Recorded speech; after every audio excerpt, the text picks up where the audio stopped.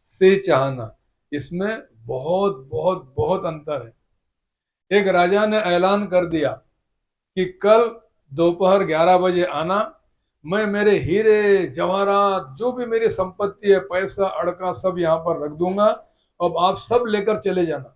लोग खुश हो गए, रात भर सोए नहीं। बाप रे, राजा का धन मिलने वाला है, सोने चांदी के गहने मिलने वाले, रात भर सोए नहीं।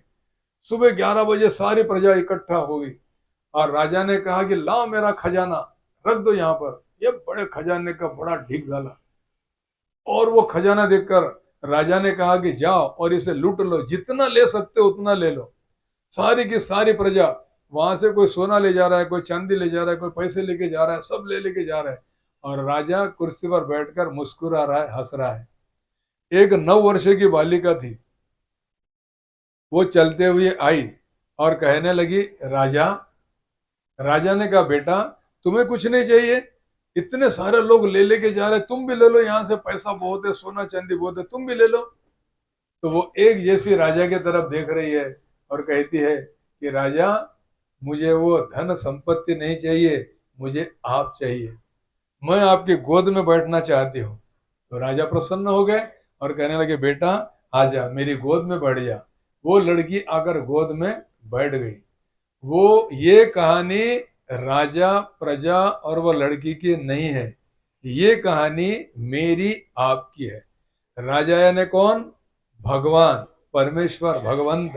राजा ने धन दौलत रख दी और सबको कहा कि लूट कर ले जाओ। सब लोग वो लूटने में लगे हुए हैं, यानी इसे क्या कहते हैं? राजा से चाहना। आला लक्षात? राजा से चाहना, सब धन लूट लूट कर ले जा रहे हैं। और वो लड़की जो राजा के पास आई, जो गोद में बैठना चाहती है, राजा ने भगवान गोद में बैठना चाहती है, उसने क्या किया? राजा को चाहना, म्हणजे देवापासून मागणं आणि देवाला आपण आवडणं, याला खूप अंतर है। तो वो भगवान को चाहती थी, इसलिए भगवान को चाहना और भगवान से चाहना, इसमें बहुत अंतर है। हमें, अगर हमने भगवान को चाह लिया तो कोई बात की कमी नहीं पड़ेगी, सब कुछ आ जाएगा। लक्ष्मी जी भी आ जाएगी और सरस्वती जी भी आ जाएगी। आप देखते हो कई घरों के अंदर जहां पैसा भी बहुत है और बच्चे भी होशियार है, कोई सीए बन रहा है, कोई डॉक्टर बन रहा है, कोई वकील बन रहा है, कोई इंजीनियर बन रहा है, इसका अर्थ क्या हुआ? कि उनके ऊपर महालक्ष्मी भी प्रसन्न है और महासरस्वती भी प्रसन्न है। इसका एक मंत्र आता है जिसमें महाकाली, महालक्ष्मी और महासरस्वती तीनों देवियां है। देवी का मंत्र है ओम ऐम ह्रीम क्लीम चामुंडा यैविच्चे। ये मंत्र में लक्ष्मी जी भी प्रसन्न होती है और सरस्वती देवी भी प्रसन्न होती है। बस एक छोटी सी कथा 5 मिनट की आपको बताता हूं, जो भागवत में आती है, भागवत महापुराण, उसमें ये कथा आती है। जब, थोड़ा लक्ष्य पूर्वक आएगा, जब भगवान छोटे से थे, 11 साल के, और गोकुल में थे, यशोदा मैया नंद बाबा के घर में भगवान है। अब एक सुखिया मालन थी, फल बेचने वाली बुढ़िया, उसकी सिर पर एक टोकरी थी, उसमें एक रेशम का कपड़ा था और उसमें फ्रूट रखे हुए थे, फल रखे हुए थे। वो मालन प्रतिदिन अपने सिर के ऊपर वो टोकरी रखती थी और निकल पड़ती थी, फल ले लो, फल ले लो, फल ले लो, पूरे गोकुल में। लेकिन वो जब कन्हैया के घर के सामने आती थी तो क्या, वो ये देखती थी कि कान्हा बाहर आया कि नहीं, लेकिन कान्हा बाहर आते नहीं थे। ऐसे कैसे आ जाएंगे, नहीं आते थे। तो वो क्या करती थी कि 108 प्रदक्षिणा कन्हैया के घर को मारती थी और अपने घर चले जाती थी। 1 साल हो गया। अब कृष्ण भगवान सोचने लगे कि ये मेरी भगत मेरा दर्शन करना चाहती है, बेचारी 108 प्रदक्षिणा मारती है, वो भी फलों की टोकरी सिर पर लेकर, तो मैंने इसे दर्शन आज दे ही देना चाहिए। भगवान द्रवित हो गए। अब दोपहर का समय है, 11 बज गए हैं। उधर से वो सुखिया मालन आती है, फल ले लो, फल ले लो, फल ले लो, और ऐसी झांक कर देखती है कि दिख रहा है क्या खाना। अब आज भगवान को दर्शन देना था, भगवान जानबूझकर बाहर आ गए। छोटे से भगवान, 11 साल के भगवान बाहर आ गए और कहने लगे, माई मुझे एक फल दे दो ना, बहुत भूख लगी है, मुझे फल खाना है, एक सेब दे दो ना। वो सुखिया मालन पहचान गई कि ये तो अनंत परमात्मा, इन्हें इस फल से क्या लेना देना, लेकिन ये मुझे फल मांग रहे हैं। तो अगर भगवान को उसे चाहना था तो उसने क्या युक्ति की, उसने कहा कि बेटा ऐसे थोड़ी फल मिलता है, इसके लिए पैसा लगता है, पैसा जा पैसा लेकर आ घर से, तब मैं फल दूंगी। भगवान कहने लगे माई मेरे पास पैसा वगैरह कुछ भी नहीं है, मुझे फल देना। तो वो कहने लगे पैसा तो लगेगा, पैसा नहीं है तो अनाज लेकर आ जा, अनाज भी चलेगा। अब भगवान सोचने लगे कि मैं चावल लेकर आता हूँ घर से और इससे फल लेता हूँ। जानबूझकर देखो भगवान कैसे लीला कर रहे हैं। भगवान घर में जाते हैं, चावल की कोठी खोलते हैं। अब भगवान के हाथ कितने छोटे, भगवान है तो छोटे से हाथ, छोटे से बिल्कुल छोटे से इतने से हाथ, ये दोनों हाथ ऐसे कर लिए और वो कोठी में से चावल निकाला, लेकर दौड़ते हुए फल लेने के लिए चले। अब हाथ तो पहले ऐसे किए हुए हैं, उसमें से चावल तो गिरने वाले हैं। जितने भी चावल लिए थे भगवान ने, थोड़े थोड़े थोड़े थोड़े थोड़े थोड़े चावल गिरने लगे और माइक तक आए तो एक चावल का दाना हाथ में रह गया, सिर्फ एक दाना। अब भगवान कहने लगे ले माई ये चावल ले और मुझे फल दे। तो माई कहने लगी कहाँ चावल है, चावल तो है ही नहीं, सारे के सारे तूने गिरा दिए। अरे माई ये एक दाना है ना, ये तो ले ले। तो वो कहने लगी कि एक दाना तो लूंगी चावल का, तुझे फल भी दूंगी, लेकिन उसके लिए एक कंडीशन है।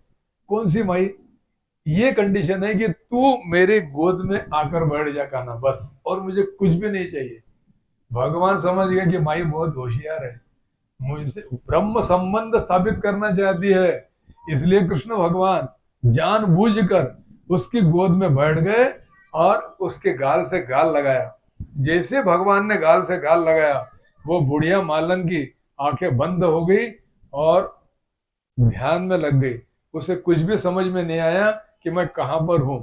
जैसे भगवान ने ध्यान में लग गई, भगवान ने उसे हिलाया, माई माई फल दे फल दे फल दे। वो एकदम से जाग गई और कहा बेटा तूने मेरी बात मान ली, बस तू मेरे गले लग गया ना, सारा ब्रह्मांड मेरे गले लग गया, अब मुझे किसी भी बात की कमी नहीं जाएगी। मैं तो तेरा दर्शन करना चाहती थी बेटा। और ये ले, एक फल दिया, फल के ऊपर टोकरी ली, टोकरी के ऊपर कपड़ा डाल दिया और सिर पर लेकर वो अपने झोपड़ी में चली गई। अब ध्यान देना, प्रवचन रहेगा केवल 2 मिनट का, अब ध्यान से सुनना, एंड, शेवट। वो फलों की टोकरी लेकर घर में चली गई, नीचे टोकरी रह गई। अब भोजन बनाना है, भोजन खाना है, इसलिए उसने क्या किया कि पहले तो मैं एक फल को चीरती हूँ और वो खाऊंगी। उसने वो कपड़ा, मखमल का कपड़ा उठाई तो क्या देखती है कि जहाँ फल थे वहां पर सोने चांदी मानिक नाने सब पूरा का पूरा भरा हुआ है। उसे देखकर रोना आ गया और वो कहने लगी वाह रे वाह कान्हा, ये तूने क्या किया, तू मुझे छलना चाहता है, ये देखकर मुझे प्रलोभन देना चाहता है, तू चाहता है कि मैं तुझे, तू मुझे सोना चांदी गहने पैसा देगा तो मैं इसमें उलझ जाऊंगी। अरे कान्हा मुझे ये नहीं चाहिए, ये तूने जो दिया है ये ऐसा ही टोकरी में रहेगा, मुझे तो कान्हा सिर्फ तू चाहिए और कोई भी नहीं चाहिए। और वो मालन, सुखिया मालन, वो टोकरी को वहीं पर रख दी, उस पैसे के तरफ भी नहीं देखा, उस गहने की तरफ भी नहीं देखा और दिन रात भगवान का स्मरण करने लगी और उसने मोक्ष प्राप्त कर लिया। ये मोक्ष क्या है? धर्म अर्थ काम मोक्ष। आता वेळ झाला, अब हमारे पास समय नहीं है। ये धर्म अर्थ काम मोक्ष क्या होता है? ये चार धर्म, ये चार हमारे साथ में जीवन में रहना ही चाहिए। ये मैं आपको अगली 16 तारीख को नहीं बता सकता। बोला जय जगन्नाथ। क्योंकि अगली 15 तारीख से 21 तारीख तक भंडारा में मेरी भागवत कथा है, भंडारा से यहाँ नहीं आ सकता मैं, लेकिन उसके अगले 16 तारीख को हम जानेंगे। तो ये जो मैंने बताई आपको कथा कृष्ण भगवान की, बड़ी प्यारी कथा है। अब एक बात 1 मिनट में कह देता हूं, ध्यान से सुनना। कृष्ण भगवान 11 वर्ष के थे तब तक वो गोकुल में रहे, ठीक है, गोकुल वृंदावन। उसके बाद में 14 वर्ष भगवान मथुरा में रहे, कितने हो गए? 11 और 14 25, और 100 वर्ष द्वारका नगरी में रहे, कितने हो गए? 125। और उसके बाद में भगवान सशरीर आकाश में चले गए थे, अपनी लीला समाप्त की। और जैसे कृष्ण भगवान 5000 वर्ष पूर्व